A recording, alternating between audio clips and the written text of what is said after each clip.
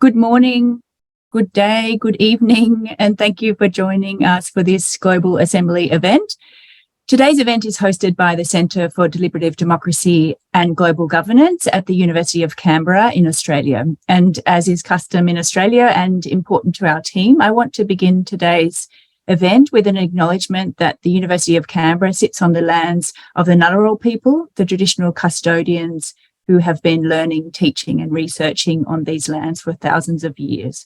We acknowledge and respect their continuing culture, and we also extend that acknowledgement to all other First Nations people who might be with us in attendance today. My name is Adele Webb. I'm a research fellow at the Centre, and it is my great pleasure to chair this event alongside my colleague Ferdy Sanchez, who is the production whiz behind our digital meeting, and we'll be putting important links into the chat as we proceed. This event is of particular significance to our centre, not only because the centre is one of the founding partners of the Global Assembly. A little over a decade ago, our co-founder, Professor John Dryzek, along with two colleagues, published an article which posed the theoretical proposition of a deliberative global citizens assembly and called for the exploration of such a proposition as a contribution to global deliberative democracy. Against other prominent calls at the time for a popularly elected global assembly, this innovation was to involve ordinary citizens of the world, not elected politicians. 10 years after that piece was written, the world's first global assembly on the climate and ecological crisis became a practical reality. The Global Assembly was an unprecedented democratic innovation in global governance, a historical landmark. The Assembly, created through a multi-stage civic lottery, consisted of 100 members who came from diverse backgrounds across the world. Taking place over 11 weeks during 2021, it demonstrated that global lay citizens can be included in generating collective judgment on one of the most, if not the most, intractable issue of our time. Not only was the Global Assembly acknowledged for its value and importance by many high-profile figures involved in global climate governance and beyond, Assembly members spoke of the overall positive experience, with some even describing it as life-changing. It was, as is to be expected, not without its challenges. And the purpose of the evaluation report that we are launching today was to examine the strengths and shortcomings in the sincere hope that global citizen deliberation can be an ongoing feature of global governance. The final report, I'm happy to say, can now be downloaded, and Ferdy has just put that link into the chat for everyone. So we have present with us today some of the organisers of the Global Assembly who are located in different corners of the world. Thank you, Zoom. Could I ask you to physically raise your hand and keep it raised for a moment if you are a member of the Central Circle, a founding partner, cluster facilitator, breakout group facilitator, note taker, editor, observer, community host, or, of course, an Assembly member. I can see some hands raised. That's fantastic. Thank you. And I just want to, on behalf of everyone here, acknowledge your invaluable contribution, and thanks for being here today. Next, we also have present here, of course, members of the evaluation team. So could I ask members of the evaluation team to physically raise your hand and show us where you are? Fantastic. And once again, we want to especially acknowledge your contribution and thank you for your contribution tonight in advance. So the final thing for me to do before we kick off the substantive part of this launch event is to run through the format of the next hour and a half. We have 7 of the report's authors who are going to speak to us for 5 minutes on various aspects of the report. I'll ask each author to introduce themselves at the beginning of their talk as a matter of efficiency. This will be followed by brief responses to the report by 3 discussants. We've allocated time for Q&A, but to protect that, I'm going to also have my timekeeper hat on and might remind speakers if they go over time. So please forgive me in advance for that. As we proceed, if you have comments or queries, please feel free to post these in the chat. Given the number of people that are in attendance at this event, I hope you'll understand that we will only collect questions using the chat rather than having people raising hands and turning on their mics to ask questions themselves. So, Ferdy, if you could share the screen, without further ado, I will, it is my pleasure to pass over to my colleague, Nicole Curato, who is also the lead author on this report. Yes, thank you, Adele, for setting the scene for today's launch. And thank you, everybody, for being here. It's good to see new and familiar names on the screen. And I especially would like to say thank you to the people who made the Global Assembly possible. This includes the community of practice that designed and implemented the process, and most especially to the Assembly members who are at the heart of this pioneering global democratic experiment. And I see some of them here, so it's really, really exciting for us. And on behalf of the evaluation team, I want to thank you for trusting us with your narratives. And we hope this report captures the complexity of your experiences in the Global Assembly. So let me begin this presentation by introducing myself. I am Nicole Curato. I'm a professor at the Center for Deliberative Democracy and Global Governance at the University of Canberra. And I was the chair of the Global Governance and Participation Advisory Committee of the Global Assembly. And part of my role is to provide advice to the Global Assembly grounded on empirical and scholarly evidence. And so the year 2021 feels like a long time ago. The year 2021 was the Global Assembly's prototyping year. There were a lot of innovations, but there were also a lot of open questions and lessons to be learned. And this evaluation report is the culmination of the work that we do as academics to facilitate the generation as well as the exchange of knowledge. And as Adele mentioned, our center is proud to be one of the founding organizations of the Global Assembly. Next slide, please. And it is through this connection that the evaluation team was formed. The team was formed based on our center's global network of associates with expertise in deliberative democracy and environmental politics. If you look at your screen, you'll realize that more could have been done actually in pluralizing the composition of the evaluation team. I'm first to admit that this composition is problematic. All except one member of the evaluation team are based in institutions from the minority world or the global north. Because our participation as evaluators is entirely voluntary or pro bono, we relied on the resources of our respective institutions to support our work, topped up by a small grant from the Knowledge Network on Climate Assemblies. So if you get the chance, please have a look at the appendix of the report, because we also provide recommendations on how the composition of the evaluation team for future global assemblies can be improved. But that said, our team is very proud of the report that we produced. Next slide, please. Our report is based on in-depth interviews, surveys, direct observation, a sample of transcripts of breakout groups, documentary analyses of information booklets and minutes of the meeting, content analysis of expert testimonies, as well as English language media articles and social media posts. So obviously there is a lot of data. How did we analyze it? Next slide, please. We used a power-sensitive approach to evaluation. We begin with the premise that no citizens' assembly takes place in a vacuum. Assemblies unfold in contexts marked by material, digital, political, social, and discursive inequality. And these inequalities can never be fully bracketed out from citizen deliberation, even by the best designed forums. So our question is, how did Assembly members and the community of practice that designed and implemented the Global Assembly, how did they experience the process of global deliberation depending on their context and their relationship with pre-existing social hierarchies? We take this approach because we want to open an honest discussion on what a global citizens' assembly can realistically achieve in the face of power. In the report, we reflect on the extent to which a citizens' assembly can democratize global governance. We ask questions about how sortition can be implemented in tight-knit communities where everyone knows each other. We investigate how digital inequalities constrain parity in participation.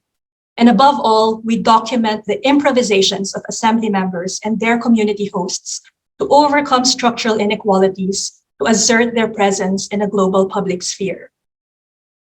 Our report is structured in 5 headlines, and each of these headlines celebrate the Global Assembly's achievements, but also contextualizes these achievements within the constraints of deliberating in an imperfect world. Each chapter ends with a set of recommendations which hopefully inform the design and implementation of future global citizens' assemblies. I will now turn you over to my co-author, Wendy Conway-Lamb, who will summarize the first headline. Thanks very much, Nicole. And hi, everyone. I'm Wendy, based here at the Centre for Deliberative Democracy and Global Governance. I was involved in researching the impact of the Global Assembly on global climate governance and the discursive diversity of the deliberations. So we could move on to the next slide, I think. Now, the chapter that I'm honoured to be talking about today, or trying to very briefly summarise, examined a key principle that the Global Assembly sought to uphold, the principle of inclusiveness. Now, the idea was that it should bring together a microcosm of global society. Participants weren't elected, so their democratic legitimacy had to rest partly on their representativeness. There's obviously much more to inclusiveness than who gets invited. We divided our analysis in this chapter into the demographic diversity of the participants and the discursive diversity in their deliberations. So next slide, please. This slide very briefly outlines the main steps in the process of random selection. An algorithm was used to randomly pick 100 points on the planet, weighted by population density, but capped so no big country was overrepresented. Then there was a complex coordination effort to identify community hosts at each point, organisations whose job it was to find potential participants, and then these many individuals were then narrowed down with the aim of coming up with 100 people who roughly mirrored the world's population, at least in terms of their gender, age, range, education levels, and their concern about climate change, formulated on the question, do you think that climate change is a global crisis? So that's actually relevant to the next question of discursive diversity. So our research team identified various challenges with this process. I'll just mention a couple. How you design this algorithm, it's obviously not just a maths and geography question.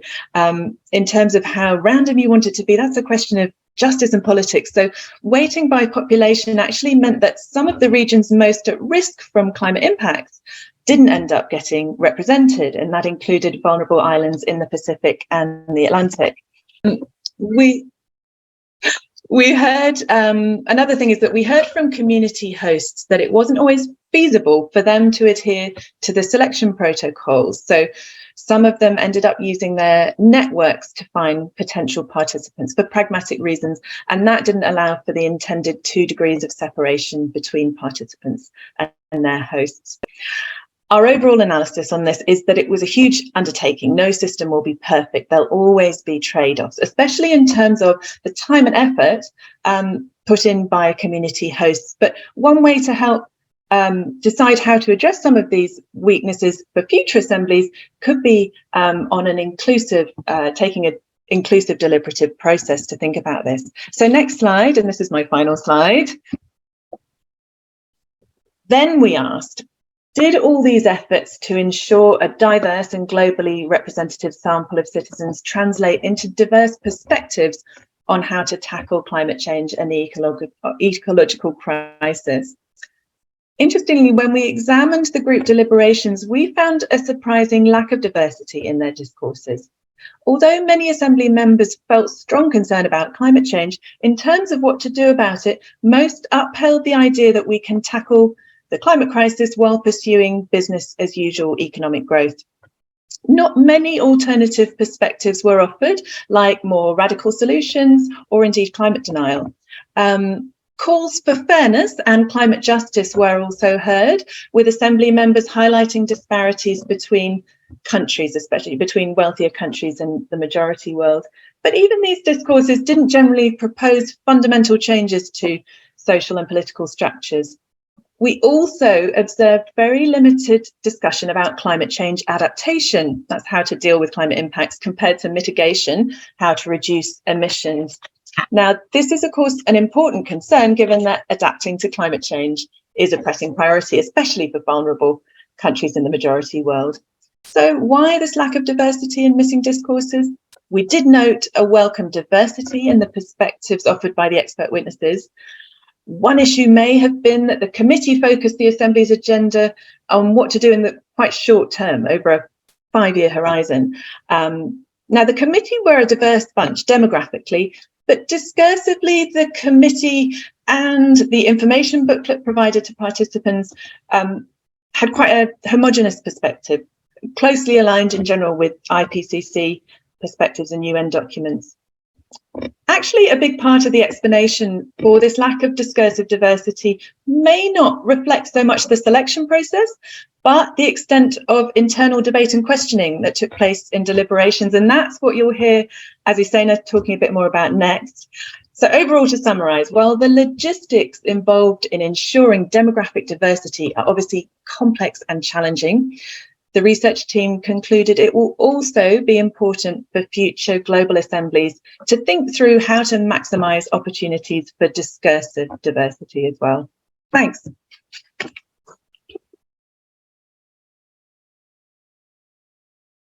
Thank you, Wendy. My name is Azucena Moran. I am a researcher at the Research Institute for Sustainability in Potsdam, Germany. So I'll now present the section of our evaluation report, which focuses on learning and deliberation. And there is one thing that came up very often in our different analysis, interviews, observations, and survey data. That is how much the Global Assembly managed to enable collective learning. So we know, for instance, from our surveys that most participants accepted the invitation to join the Global Assembly to actually learn more about climate change. And in fact, many did, not only participants, but also facilitators. And in our interviews in the data, participants would often highlight how much they used to feel distant and somehow remote from the topic of the climate crisis before the Global Assembly. And this was said even though many had experienced floods, fires, droughts, and most of the climate consequences that are so unevenly distributed across the planet. But as we were analyzing the data and going through the interviews, we realized that all of that collective learning, sorry, next slide. So we realized that all of that collective learning occurred next to relatively low levels of deliberation during the assembly. We saw how participants and facilitators alike described the power relationships sometimes established during the assembly. So assembly members, facilitators, and even community hosts often interpreted the Global Assembly like a classroom or described it as a school. They described the roles they had and the roles of others as those of people in often unequal positions of power. For instance, one assembly member from the Latin America and the Caribbean region shared with us how they was enthusiastic that the teacher, meaning the facilitator, praised them and what they said would actually get to the People's Declaration. Experts, on the other hand, were often faraway figures whose knowledge couldn't be scrutinized, sharing their testimonies on recorded videos. And of course, this was done so that people with weak internet connections could catch up if they didn't hear their testimony live. But it somehow had many consequences during the deliberations. Fellow assembly members were often perceived as classmates or friends, generally as co-recipients of knowledge. And this meant in practice during the deliberation, more often than not, that they didn't turn to each other for knowledge, but they would turn to facilitators, they would turn to the booklet given to them with information, or they would turn to what experts said in their recorded videos. An assembly member from Central Africa told us, "For me, I knew no one can tell me anything that I could accept, whether it was my group mates or friends. I only trusted the response and clarity that I will receive from the experts or our group facilitators," end quote. And some facilitators really struggle with this. In the words of one of them, open quote, "It often happened that I felt people were repeating the text given to them. They would say the same thing in different ways, what was written there, but in other words, whenever you wanted to know what they thought or how they felt, it often didn't work." So in addition to these unequal power relations, deliberation was also constrained by the perception that there wasn't enough time. And while we know that citizen assemblies cannot fully design power out of the forum, we suggest a couple of steps forward for future global assemblies. First, to not only learn about climate, but also deliberation. Second, to use more creative visual content as a means of communication between participants. This somehow emerged during the Global Assembly and really worked out well in very sporadic cases. Third, to have increased ownership of the process by facilitators. This means facilitators should be engaged in the co-design of the process plan and own the deliberative space that they are hosting and they're being asked to facilitate. Increased ownership and agency among facilitators will leverage their embodied knowledge and the diverse expertise they have, which can also lead the Global Assembly to adopt more appropriate facilitation strategies for highly diverse and unequal settings. And finally, to have experts on tap and not on top. So you can do this, for instance, by assigning volunteer experts or science communicators into breakout rooms, even if they're not so high profile. And this can be done also in addition to the recording of some testimonies. Thank you.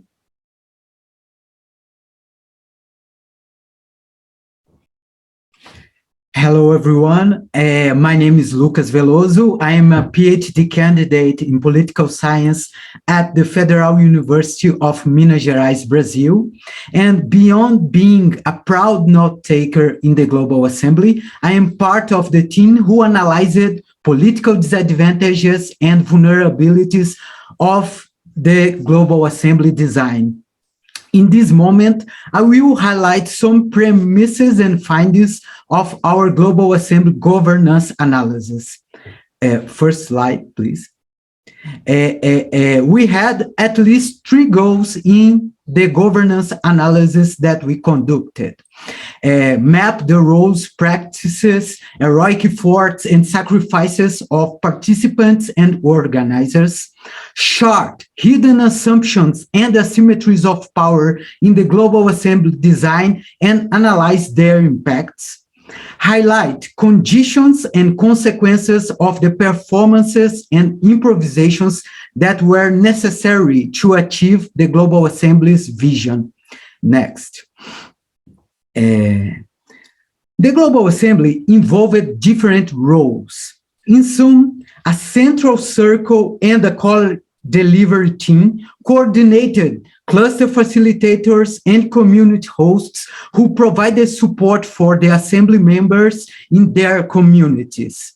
This decentralized structure was undoubtedly an important democratic innovation. However, decentralization does not necessarily mean equal capacity of resources generation, agenda setting, and decision power. That's why we need to consider how the value of decentralization occurred in practice. Next. When we considered the cluster facilitators who connected community hosts and assembly members with the Global Assembly, we could see that they are generally proud and content with their performances. Key to cluster facilitators' success was the power they had to act autonomously in face of contextual or unforeseen situations, like recruiting local volunteer scientists to translate complex evidence of climate change to their assembly members. On the other hand, we attested that they had limited power in high-level decision-making in the Global Assembly governance. For some of them, we have to clarify, this was not a problem because it was the first Global Assembly. However, for the next Global Assembly, cluster facilitators told us they want more. Some suggest eliminating the distinction between the central circle and the cluster facilitators, especially in matters of agenda setting.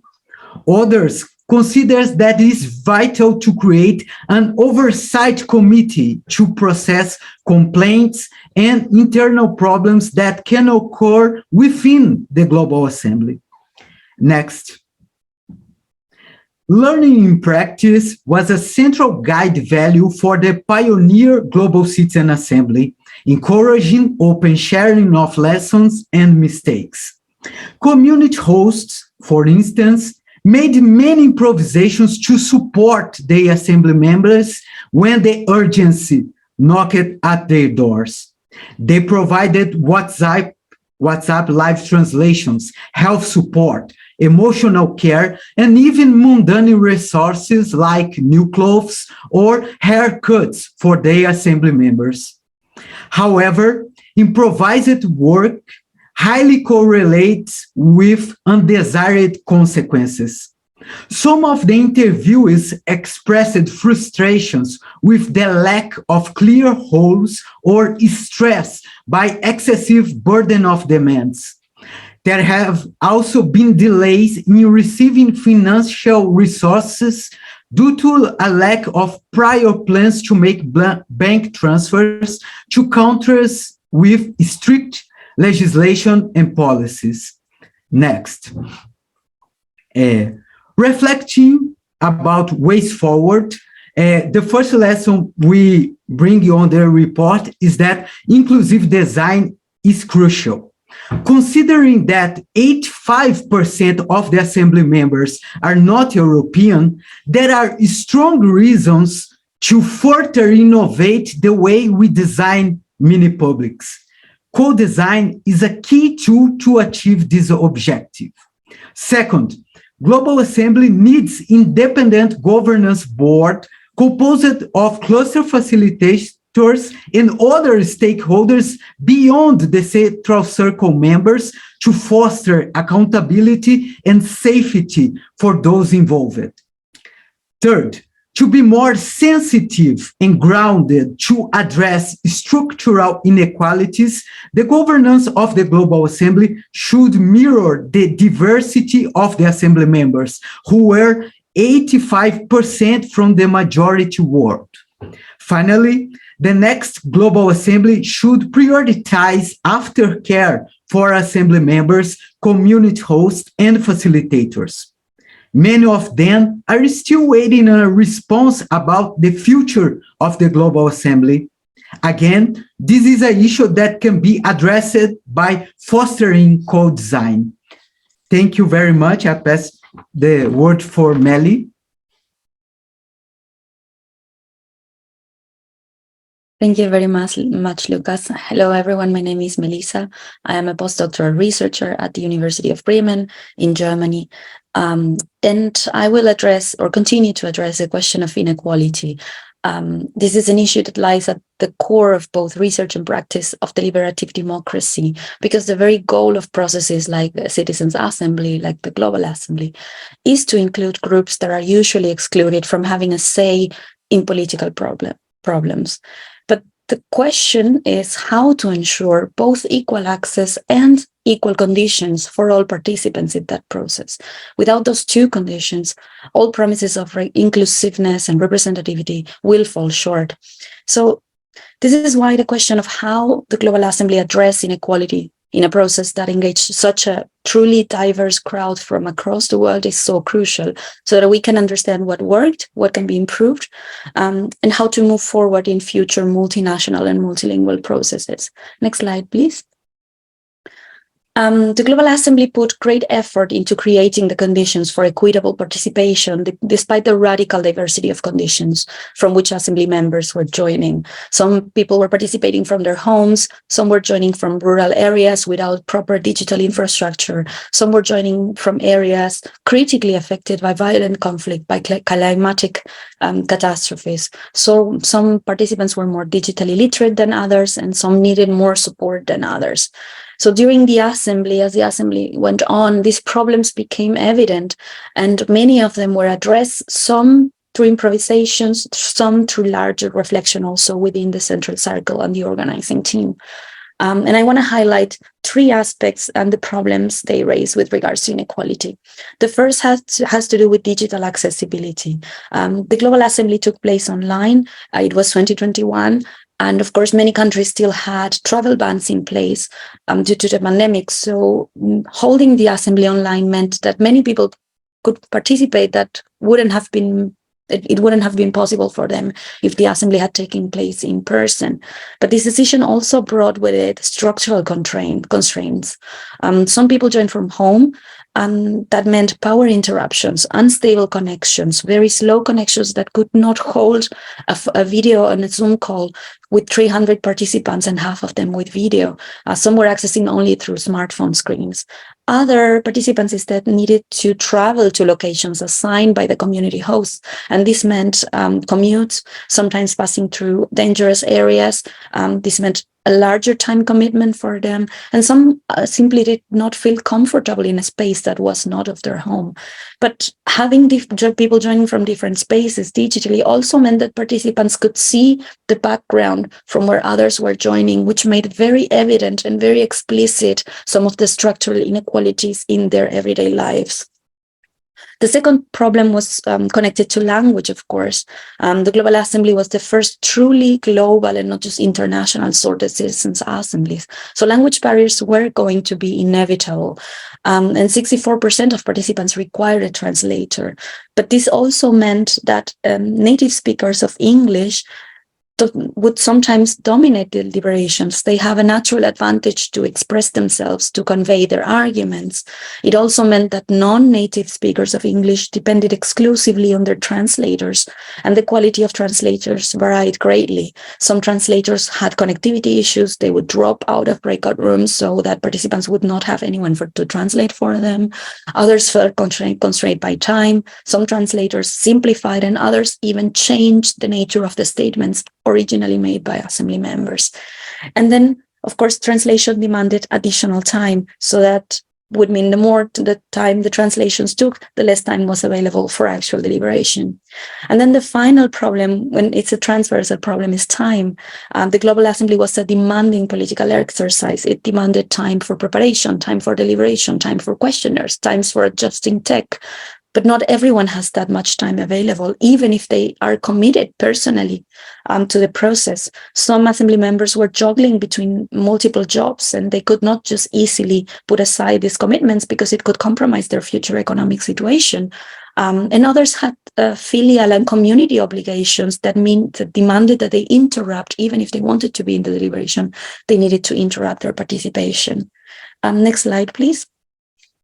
And as I mentioned before, the Global Assembly, the Central Circle, the community hosts did a lot to address some of these problems, but we think some of these problems cannot be designed out of deliberations, and others need more rethinking in the future.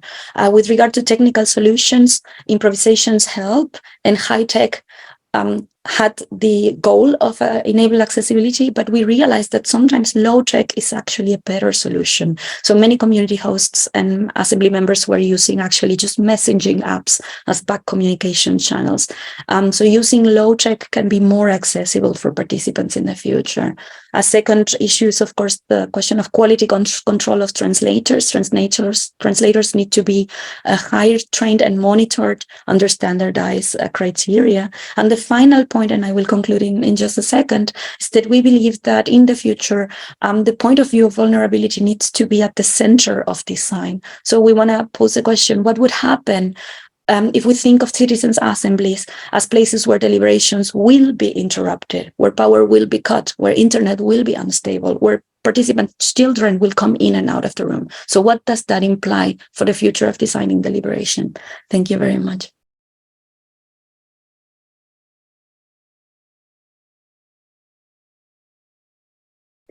Hi, my name is Carrie Deprec, and I'm a lecturer at the University of Geneva at the Institute for Environmental Sciences, and I contributed to the evaluation of the Global Assembly, especially its impact and the diversity of its discourses. So next slide.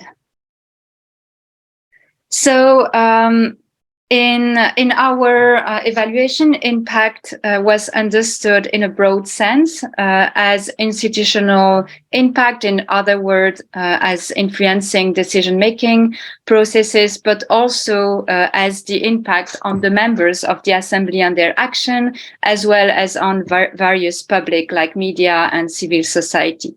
We evaluated the Global Assembly based on the organizers' route of impact, which aimed at influencing institutional actors, activating citizens to take action, and advancing a new form of governance. Next slide.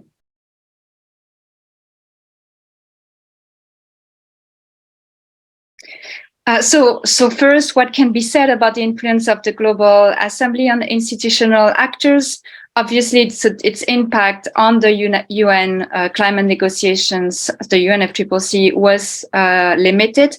There was, in fact, no official uptake of its recommendations by its supreme governing body, the Conference of the Parties, the COP.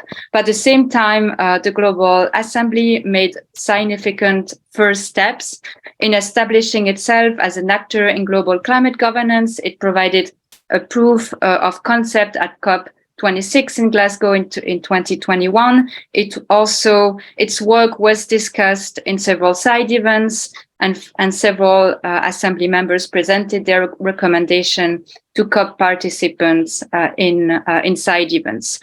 It also got endorsement by key figures, for instance, the UN Secretary General, Antonio Guterres, the UN High-Level Climate Action Champion, Nigel Topping, but also the UK COP President, Alok Sharma. Next slide. Second, what can be said about the impact of the Global Assembly on members themselves and their action? So the Global Assembly was a positive and valuable experience for Assembly members. It had an impact on their actions as individuals, but also encouraged many of them to see themselves as opinion leaders. It encouraged several members to adapt their daily practices, to raise others' awareness, as well as to connect the Global Assembly to their immediate communities. Next slide. And third, what can be said about the role of the Global Assembly in advancing new forms of governance? So organizing the Global Assembly from the bottom up is possible, but there are also challenges to institutionalize such initiative. The UNFCCC is a party-driven process, and that was, for instance, something that was reminded a lot last week at the climate conference in Bonn. And thus, it is unlikely that governments will share their power with the citizen assembly. At the same time, COPs are mega events and offer many opportunities to introduce alternative narratives and framing about governing climate change. When it comes to influencing institutional action, the Global Assembly could have and should in the future better position itself toward the work of the UNFCCC, as well as of actors that already seek to bring moral arguments into the negotiations. This could be done, for instance, by targeting specific agenda items, for instance, on loss and damage or just transition, and not make broad general statements. This could also be done by collaborating with state and non-state actors that are pushing for similar agendas, for instance, the young NGOs, indigenous peoples organizations, small island developing states, or least developed countries. At the same time, one might also wonder whether the UNFCCC is the right forum to lobby for greater recognitions of citizens' voices, and whether other institutions that have a broader remit that is not only focusing on climate change, like the G7 or the World Trade Organization, should also be targeted by such an initiative. And now I will leave my colleague Stephen to tell you more about the media coverage of the Global Assembly. Thank you, Carrie. Yeah, I'm Stephen Elstubb from Newcastle University in the UK, and I was involved in the impact team within the evaluation, and in particular led on the media analysis. So why look at the media coverage of the Global Assembly? Well, the Assembly organisers themselves said that they wanted to raise the profile of the Assembly.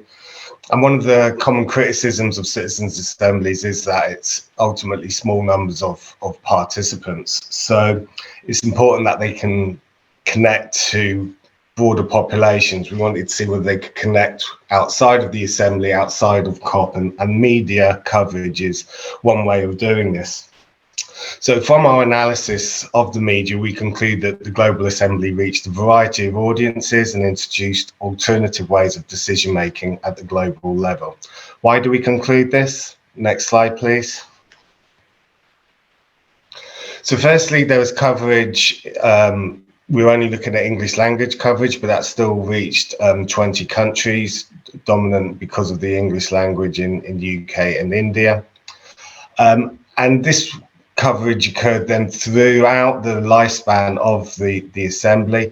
But as you might expect, there was more coverage around the launch and post-launch, but still throughout the duration. The coverage that occurred was primarily on the Global Assembly itself. So there was some articles talking about citizen assemblies more generally, or democracy more generally, or climate policy more generally, but most of the coverage was on the Global Assembly. And most of it was also, in fact, nearly all of it was very positive coverage. Now, there's two ways to take this. One, that's a good thing because it's spreading the message about the Global Assembly, which was what was wanted.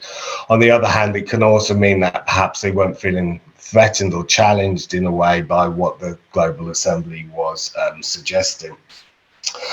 Ultimately, then, the coverage was mainly around raising awareness of the Global Assembly, and then again that was throughout the duration of the Assembly. For example, and part of this was because of it was the initiators and organisers of the Assembly whose voice was most captured in the media coverage. So take, for example, the New Internationalist interview there with Susan Nakyong Lee.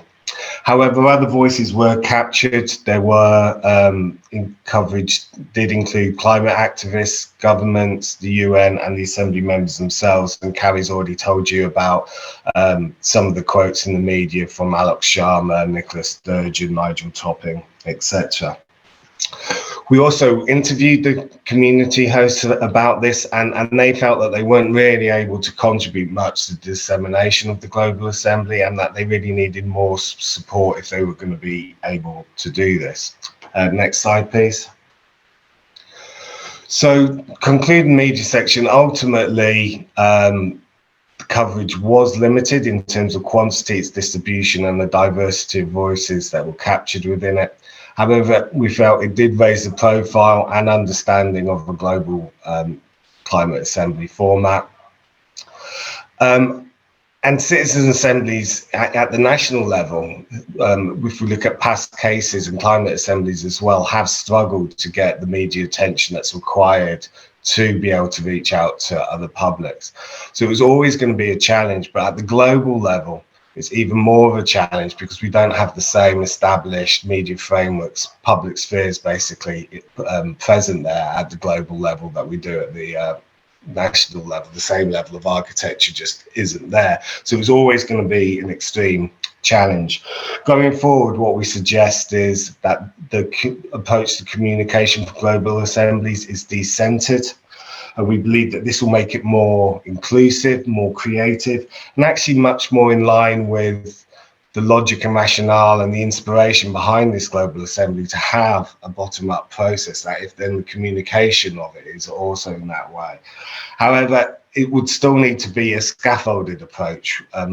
Community hosts and others that are going to be involved in the communication of the global assembly will need some support and resources if they're going to be able to do this effectively. So that concludes the impact section. Just to conclude then on our presentation for the evaluation of the Global Assembly as a whole, we think that this proved that a Global Assembly is possible. That's, I think, a significant achievement. And in doing so, it really revealed the significant challenges involved in doing this, and our understanding of those challenges is much, much greater than it was before this process began. We hope that our evaluation has contributed to learning those lessons as well. And we tried to highlight lots of different lessons over the last half hour, so that could be taken going forward for future global assemblies. But just to leave on one significant one, we think, is that, you know, more thought needs to be given to including different types of people in the design of the Global Citizen Assembly, and not just in participating within it. So thank you very much for listening. I think I now hand over to Claire, who is our first discussant. Yes, thank you very much, Stephen. So my name is Claire Mellier, and I work with the ISWI Foundation, which is one of the founding partners of the Global Assembly. I'd like to share some personal reflection on the evaluation of the Global Assembly, and these reflections are informed by my experience as one of the co-initiators and organizers of the Global Assembly. So having heard from some of the researchers who led the evaluation of the Assembly, I want to start by thanking all of them for their invaluable work. And not all 30 researchers involved could be here on this call, but their contributions are acknowledged in the report. So thank you from myself and everyone else in the team.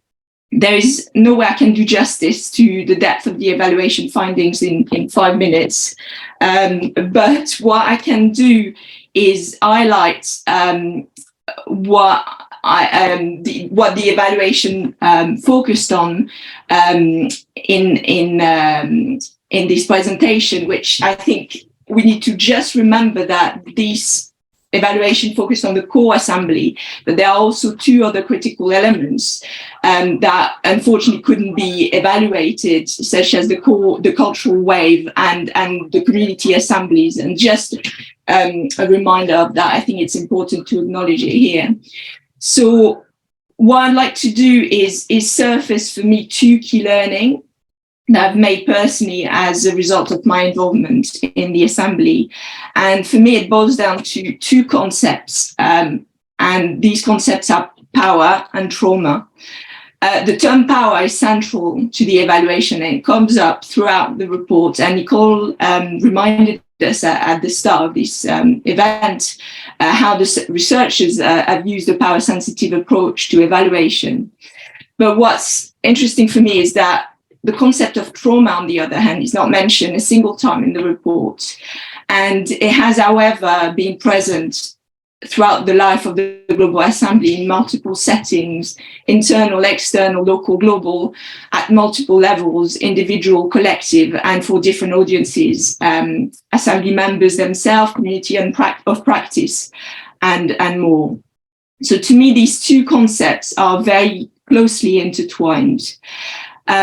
And I'll just start with the power aspect. So what is power? Who has it? Who hasn't? How does it manifest itself? In which ways? Visible, invisible, hidden? How is it used? What the evaluation, I think, has done brilliantly is surface critical questions on how power showed up in the Global Assembly. And you'll have access now to the long reports, but in chapter 2 on demographic and discursive diversity, in chapter 3 on learning and deliberation, and in chapter 4, 5, and 6 on governance, inequalities, and impact. In each chapter, the researchers are offering ways forward, and that's invaluable, particularly around governance, both internal governance, how the Assembly is designed, delivered, and evaluated, but also external governance. So where does the Global Assembly fit in the global governance ecosystem? The process by which the ways forwards are explored remain to be determined. But if there's one thing that I know for sure, is that such a process in itself will need to be power sensitive in order to truly honor the collective intelligence of all those involved in making the Global Assembly happen. I'll move on to trauma, and the reason why I'm bringing this up is because I think trauma needs to be understood, and in this instance, trauma can arise from multiple setting and stressful events. And such trauma can have its root in catastrophes, in violence, accidents, but also in developmental experiences where basic human needs are left unanswered, and in situations when people repeatedly experience being at the mercy of others. So when we were designing the Global Assembly, the intention was to support people to engage with each other and with the topics for discussion at a deep level. We described it at the time as different types of communication. Type 1, which is the level of opinions, debates, which you could say is the level where political discourse happens, where the point is about winning the argument. I think citizens' assemblies are going at the level deeper, which is what we would say is type 2, which is the values and the beliefs. But I'm just wondering at this point whether actually deliberative processes can take us to a deeper level of governing sentiments, hopes, and fears. This is not group therapy, but rather, as described in Theory U by Professor Otto Sharma, it's a precondition to supporting deep conversations, conducive of transformative responses, which can dissolve group polarization. So there are people out there working at the intersection of trauma and democracy and deliberation. But this is really rarely explored in depth in the design of citizens' assemblies, in my experience. And we would need to explore that, I feel, if we really want to get to that point where the polycrisis can be addressed by processes such as citizens' assemblies. So to conclude my brief reflections, I think this is not, in a way, an intellectual exercise, and this is what this research is showing. If we are to convene, design, deliver, evaluate deliberative processes that have impact, we need to listen to people who are at the forefront of this polycrisis and can really help us navigate these complex issues. And this is why I really look forward to hearing Guana's presentation now. And thank you. Over to you, Guanaz. Thank you, Claire. Thank you. I'm Granaz Baloch, and I'm speaking from Pakistan. And as Claire mentioned, my role was in Global Assembly as a cluster facilitator for Pakistan, Nepal, Bangladesh, Azerbaijan, Uzbekistan, and Iran. I want to say that experience was a bit different for me personally, because I was engaged with different countries and different languages with diversity.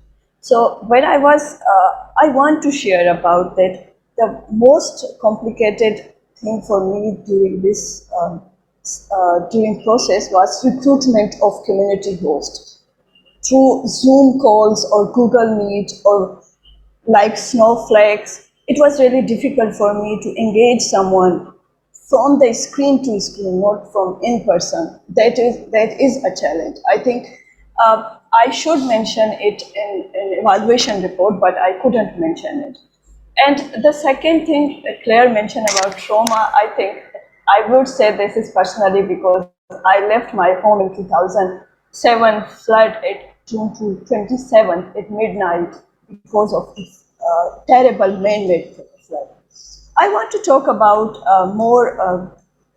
little bit Global Assembly, that this is really a good initiative, and that is the place that person like me had a chance to talk about what is climate crisis and how it affected and have real experiences. And second thing I want to say that I couldn't express it in publicly that climate crisis is happening because of this development. In sitting in a country where I couldn't talk against about something developed by a government.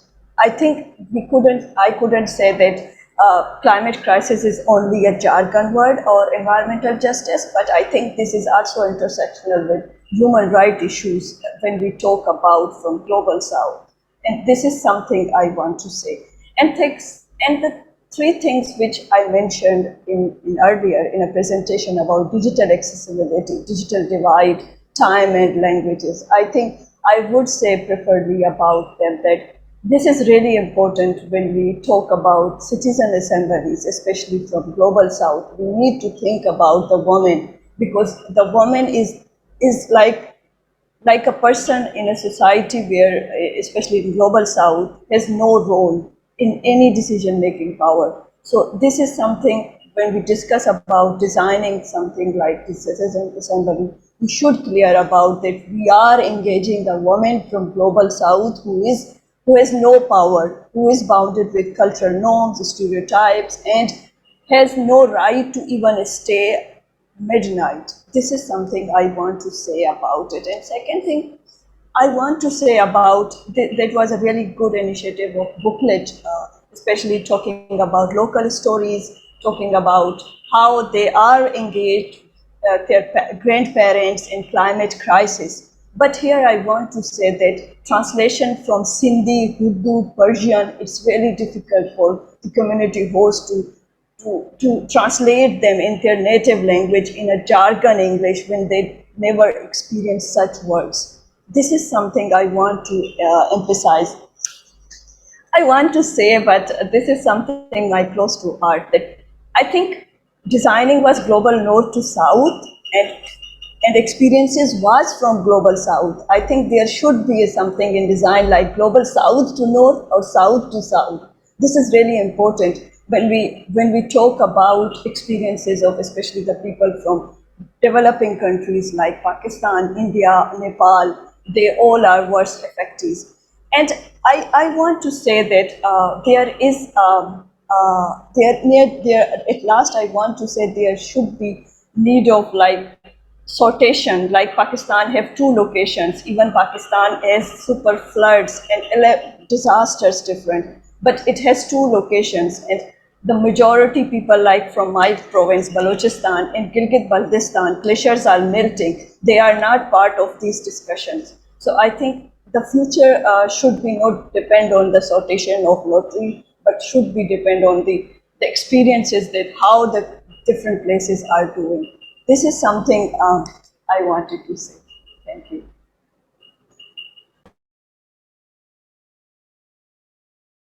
Good evening, everyone. Hi, I'm Septrin Kalamba from the Philippines, and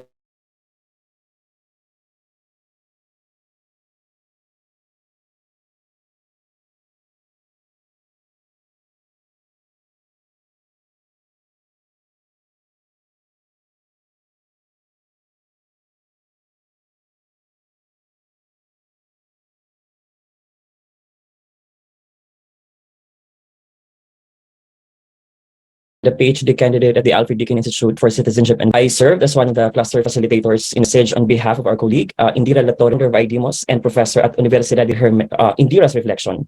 And I would like to thank Nicole Curato for in practice of this Global Assembly should be very proud of this evaluation report, because it recognizes all their gigantic efforts, but also because it helps us to be aware of what we have learned. The report is faithful to what was experienced, recognizes weaknesses and strengths, and creatively generates very useful recommendations for the next global assemblies. I would like to highlight what I consider to be two very important contributions of the evaluation report for the future of deliberative democracy. First, the report will help us think about strategies to improve the democratic legitimacy of global governance institutions. The report makes recommendations that should be used in future world assemblies, but I think it also provides a very good practical basis for us to think about. Number one, the point in the political cycle at which a world assembly should be held: planning, implementation, or evaluation. Number two, its authority. Should it have a consultative or decision-making role? Number three, its institutional integration. Should it be located in a specific institution or in an international regime? And number four, its composition. Under what conditions and by what means should citizens of authoritarian or unrepresentative states participate? For the second important contribution, although perhaps unintentionally, the report allows us to highlight deliberative practices in the Global South. So far, citizens' assemblies have been more recognized and focused on the Global North. that the Global Assembly has had to deal with issues that are not very common in the North, but are very common in the Global South. I think this opens the possibility of looking at and recognizing the deliberative strategies and practices that have been used in the Global South to deal with institutional weaknesses, inequalities, corruption, poverty, and low political engagement. The Global Assembly has shown that it cannot be based on practices from the Global North if it is to be truly inclusive and representative.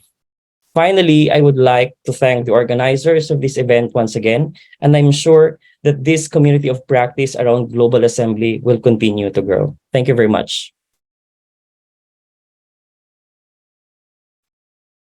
Thank you, Septrin, and thank you to all of our speakers. There was such a richness of content there. I hope you were all following along. We have now at almost 25 minutes for a question and answer time. And I just want to repeat for those who might have joined after our introduction that we will be doing this using the chat function, given that there's a lot of us in this meeting. We won't be kind of turning on mics or raising hands. So if you don't mind, if you can work with us on that, put your questions or comments in the chat box and we will collect or respond to them and ask our speakers to respond to as many as possible. But to kick us off, while you're thinking about your questions or your comments or putting them in the chat box, I want to put some questions that were raised actually by our discussants back to the evaluation team, because I think there were some very interesting comments that were made by the last three speakers, our respondents, and in particular, sort of under this theme of power and the relationship between deliberative democratic processes in the global North and the global South.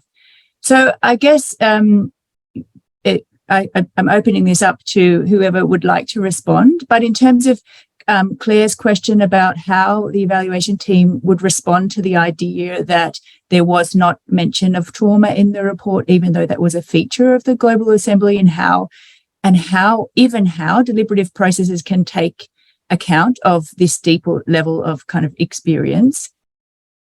Is that possible? Can that be accommodated by the design of citizen assemblies? And I'm going to lump these all in so that we can answer them together. Grenas asked a really interesting question about whether the kind of the place for sortition or lottery when the experience, this is how I understood it anyway, Grenas, sorry for rephrasing, the experience of the climate crisis is not equally felt.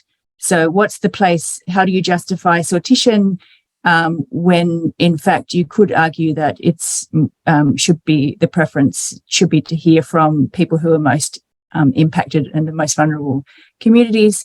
And then following on from that, Indira had comments about what deliberative democratic practitioners and researchers in the global North can and should and need to learn from those in the global South who have been facing these challenges, perhaps the whole time that they've been engaging in these processes, as opposed to those in the global North who might have found these challenges present for the first time. So I'm just going to hand that over and to whoever would like to respond.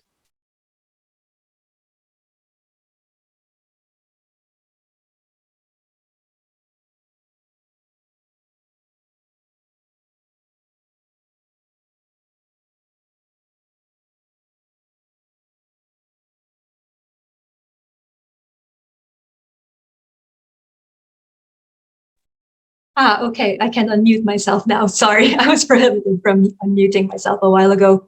I actually, before I suppose the evaluation team answers the question, I can see a number of assembly members who are on the screen. So if any of the assembly members also want to say something, just feel free to put your name on the chat so we can unmute you as well. So this is an open invitation to any of the assembly members and also some of the organizers of the Global Assembly.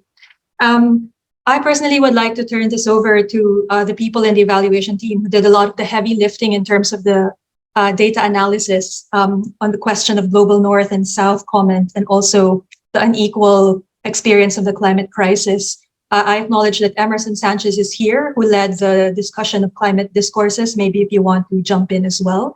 And Lucas and Melissa, who also did a lot of work on the global North, global South experience. Maybe Melissa, if you want to start first, if your voice allows you to.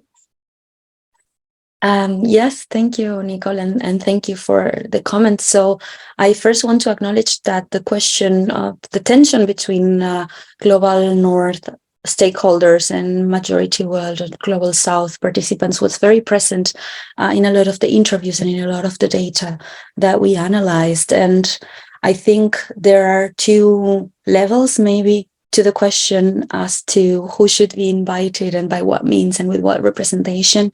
So on the one hand, there is a question of the principles informing the design of global citizens' assemblies, right? Citizens' assemblies rely on the idea of sortition to ensure representativity, right? To ensure inclusivity. So by taking the demographic composition of a place, in this case, planet Earth, or I mean the human demographic composition at least, you assume that you can ensure representativity. And this has criticisms as well in the theory. So in the theory of deliberation, you have people who affirm this and you have people who criticize this link between representation and sortition. So that is one tension that cannot be easily solved. There is not one right answer for that. It's more of a positioning.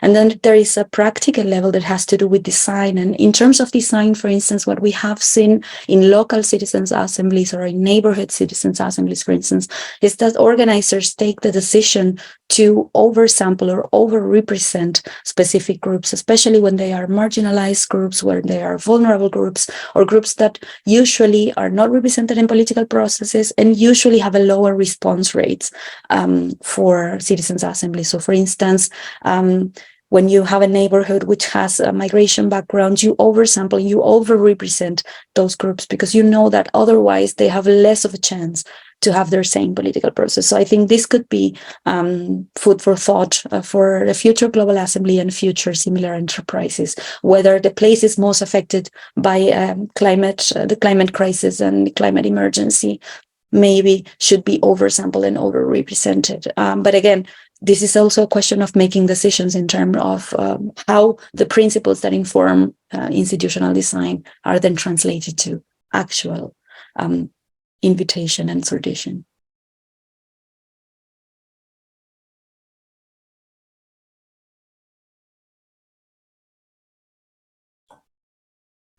I can jump in. Thank you very much, Nicole, Melly. I would really like to thank for the really good arguments and testimony that Granos bring it to us, because in Brazil we already have some surveys, some research that attest that although people recognize the legitimacy of lotteries, for example, to get houses from policies, from public policies, they don't always think that lotteries are the best way to benefit citizens with public policies.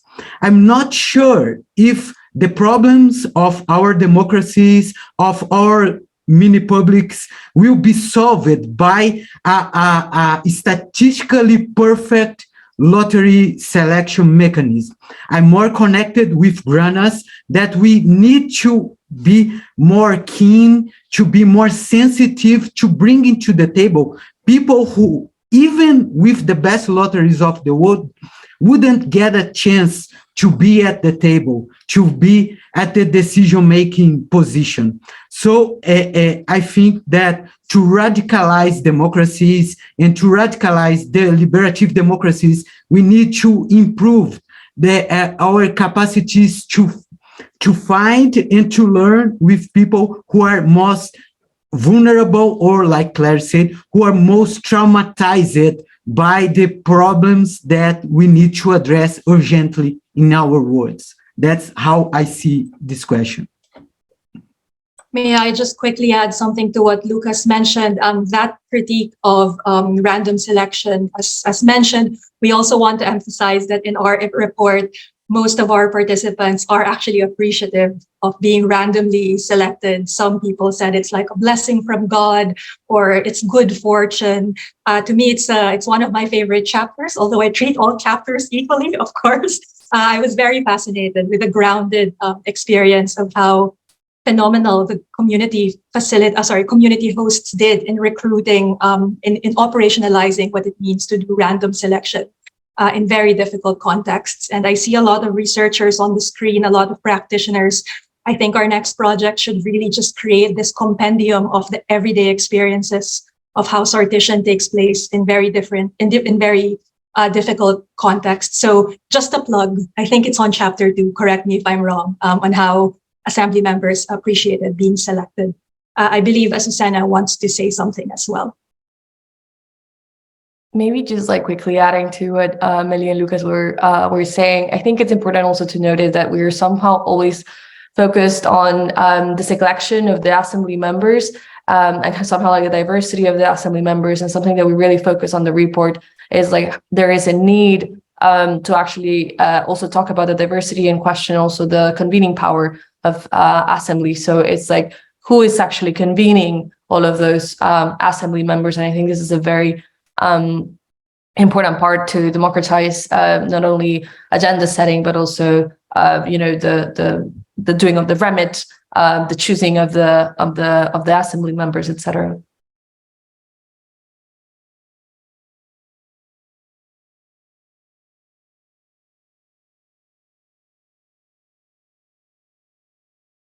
Great. We might move on to another sort of thematic area, only for the sake of getting through some of the questions and comments that have come through. And we want to move clump some of the questions that have come through under sort of a theme of remit or kind of institutional design, I guess. There's some questions about whether the broad scope of the Citizens' Assembly affected the effectiveness of the deliberation, but also about whether the design of the Assembly was to be more consultative or to play a decision-making role, as in whether it was designed to provide recommendations to COP or whether it was designed more to stimulate discussion and public debate, and the tension, how that tension was or wasn't managed, I guess.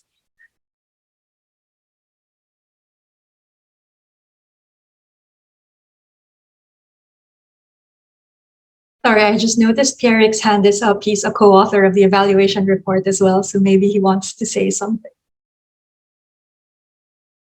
Yeah, you can now unmute yourself. Yes, thanks, Nicole. I just noticed that I don't think we addressed Claire's point on trauma. I don't think we spoke about it. Or maybe if we did, I was slightly out of the scene. But I think one concern with the concept of trauma from a social science perspective is like trauma is a social construct. So I don't think it was easy for us to sort of say use the concept of trauma as a sort of universal or universally applicable concept, which I believe perhaps the concept of discursive diversity of discourses can say encompass or just have some components of trauma and how trauma is translated into discourses, and I think perhaps it's a full-on conversation that we could have separately, but I think that there's something interesting here about the relationship between how discourses sort of factor in different kind of trauma at the local level, and the idea also of the global impact of climate change and how it's thought about by different participants. So yeah, I guess that's probably the way we could frame that in response to your comments.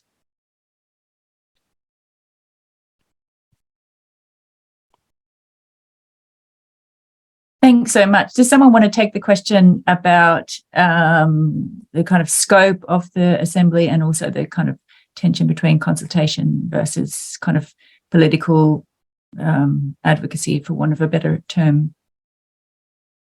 Sorry, can you paraphrase the question, Adele, to refresh our memories?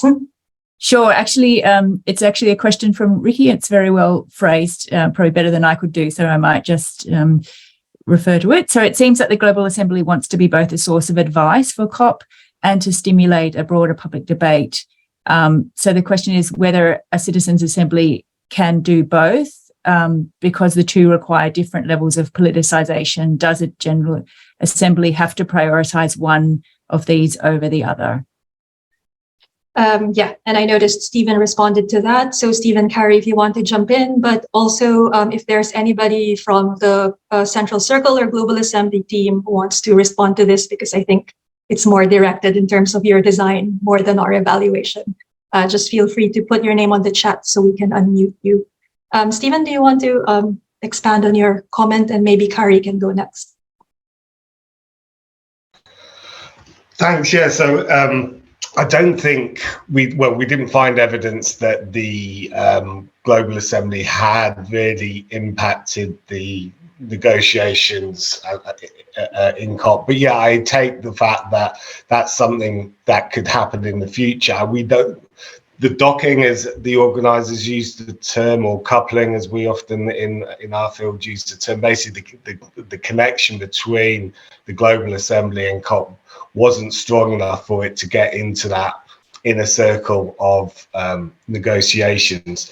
But part of that was also the timing of it, and this was one of the challenges that I think the organisers have flagged, that it was hard to get as where they wanted to be with the Assembly in time for COP. So they had the principles there, but the more specific recommendations that came out perhaps weren't in place in time for COP anyway. But we also then in the report, we say that perhaps you need to look beyond COP, other global climate governors, actors, and including civil society. But on the point that was made about, you know, oh, can you influence the public and can you influence, you know, political authorities? I think you can, but I think they're interlinked, and this is what makes it so challenging, that you know, politicians are more likely to act on the Citizens' Assembly's recommendation if the public are aware of it, because then they'll feel a bit of pressure to do so. However, the public are much more likely to have found out about it if politicians have acted on it. So there's a bit of a tension there that's a challenge for Citizens' Assemblies to overcome.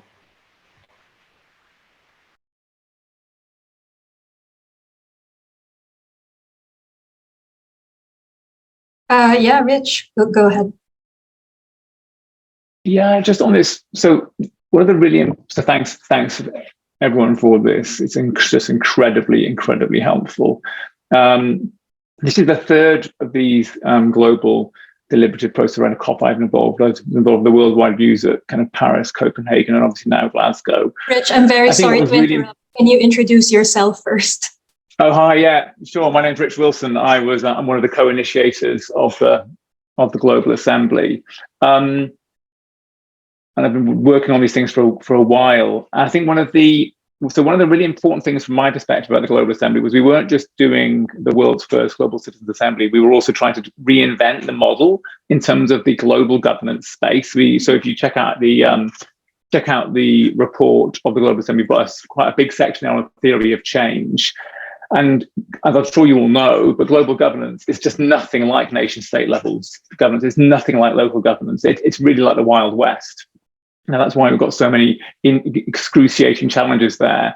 And so I think in terms of the point that was raised in terms of what we were trying to do, well, look, we're trying to work out, and everyone involved with, you know, the IPCC and with the wider COP infrastructure are trying to work out how to make that work as well. So we're in a whole space of everyone trying to work out how to make global climate governance work. So we're in this space of nothing working particularly well. I think it's just really helpful to kind of have that as a kind of baseline framing. What we were hoping to do in this process was create a kind of a model, but to think about citizens as actors, you know, who've got real power themselves to affect change, to try and influence nation-state actors, but be recognizing that it's incredibly hard to do that. And even Gutierrez himself, as you'll notice, has got almost no very limited amounts of political power. That's why he's shouting a lot, because he can't really leverage nation states as he would like to. And so I think that it's this point of power is, from my perspective, absolutely fundamental and critical. And I suppose my sense is where we might be leading towards is, what are the ways in which a process such as this could connect with nation states actors, evaluate the impact on them, but also catalyze local actions simultaneously. And the model that I find the most helpful at this moment in time is almost thinking about it in terms of kind of transactional analysis, kind of adult and kind of parent power holders, and seeing participants as having the scope to have influence on their own lives. They could be campaigners, they could be taking action, etc., but also seeking to influence the power holders and entering into this new form of negotiation around that. And what we were hoping to start to get towards with the Global Assembly was, I think, thinking through those very, very new and different models of how you might want to do a global citizen assembly. So I think that I just want to add that bit in, because I think it's really hard to transpose our previous thinking of deliberative mini-public into this, what is a very different space. Thanks so much, Richard. I'm sorry I missed your comment in the chat. Thanks, Nicole, for picking that up. Related to that, we have a comment about the relationship between, I guess, the Global Assembly and the Community Assemblies component, and the place that this had in the evaluation report. I wonder if anyone wants to speak to that question about the kind of the managing the competing demands between the Global Assembly of 100 people versus the community assemblies. Yeah, I mean, my direct answer to this is we'd love to evaluate the community assemblies as well. It's just that we have no capacity at the moment to do it. When I first heard about the team doing a core assembly of randomly selected people and having community assemblies, I just thought, are you kidding me? How can you do this? This is a lot of work. But they did it. And I think for us, the research question really is how the two connect, and how one can amplify the voice of the other, and how different the conversations taking place in the community assemblies, how different are these from the conversations taking place in the randomly selected assemblies. So yeah, absolutely, this is something that we should be looking at. Unfortunately, it's a limitation of the report, just because of the limitations of the evaluation team. I'm not sure if any of my co-authors would like to say something about this, or anyone from the Global Assembly team as well. I'm Emerson Sanchez, from the evaluation team. I just like to second Nicole's point, that it was just mainly an issue of resourcing and our time and capacity, more than so it's not an obsession on structurally exclusive deliberative processes.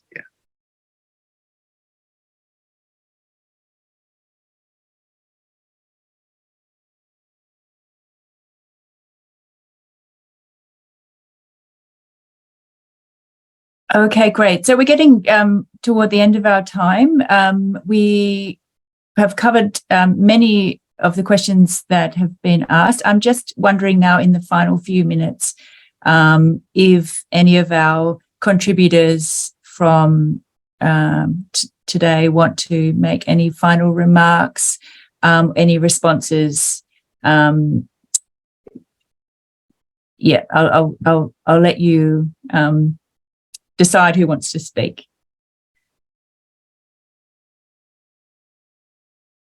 I just wonder if there are other members of the team here who haven't had the chance to speak. Maybe Emerson, if you want to maybe say something related to the discourse or final reflections before we wrap it up. No, nothing much. I think it was perfectly captured by Wendy's presentation. But thank you, Nicole.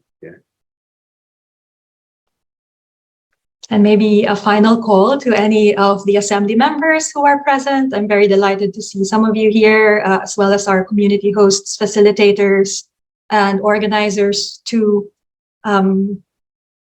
Okay, Great. Yes, and thank you, Rich, for that comment on the chat. So I think my final comment is, first of all, it's really an incredible honor for us to be trusted with the stories of the assembly members and everyone, the community of practice who made the Global Assembly possible. It took so long for this report to be completed for various reasons.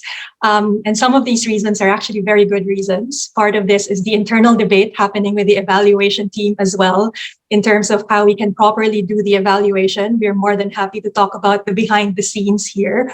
But rest assured that there was also a lot of internal deliberation happening with the evaluation team. And Adele, if I may, we weren't able to acknowledge the wider team that made this report possible. There are 15 authors named in the report, but I can see a lot of people on the screen who interviewed for us, who translated interviews for us, who contacted our potential respondent, who transcribed for us. My biggest, not regret, but one of the sad things is we cannot name some of the interviewers that interviewed the assembly members, because if we disclose their names, then we disclose the countries from which the assembly members are from. But that doesn't mean we don't appreciate your effort. So again, a big thanks to everybody. So all of them are acknowledged in the report. We are very grateful. And we are looking forward to see what happens in future global assemblies. I have a feeling that this is not the last. Thank you, Nicole. And I think that's a great way to wrap up our event. Before we leave, I just want to thank all of the contributors, the authors who made comments. I want to thank the respondents for their very thoughtful and insightful responses to the report. I want to thank the audience for what has been a very interesting and powerful discussion, raising lots of questions, comments, and provocations that hopefully will spark and motivate us to continue our work in this area. Nobody said we're finished or that we've got it perfect, but we are on a journey, and this has been a really important milestone in that journey. So thank you everyone for joining us.